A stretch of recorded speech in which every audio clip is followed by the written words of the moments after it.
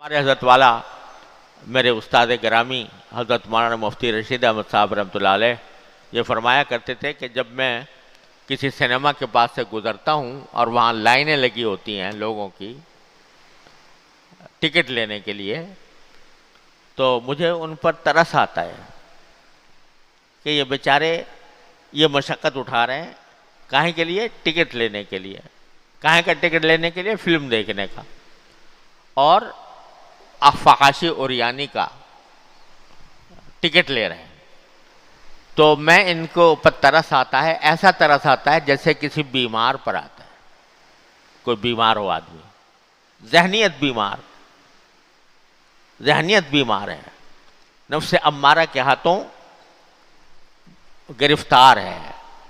تو فرماتے ہیں کہ میں اس وقت وہ دعا پڑھا کرتا ہوں جو کسی بیمار کو دیکھ کر پڑھی جاتی ہے۔ جب کوئی بیمار ہو تو کیا دعا پڑھتے ہیں؟ الحمدللہ الذی عافانی مما ابتلاہ بہ وفضلنی علی کثیر ممن خلق تفضیلا۔ تو فرماتے ہیں میں جب دیکھتا ہوں کہ لائنیں لگی ہوئی ہیں تو میں یہ دعا پڑھتا ہوں، الحمدللہ الذی عافانا مما ابتلاہ بہ وفضلنا علی کثیر ممن خلق تفضیلا۔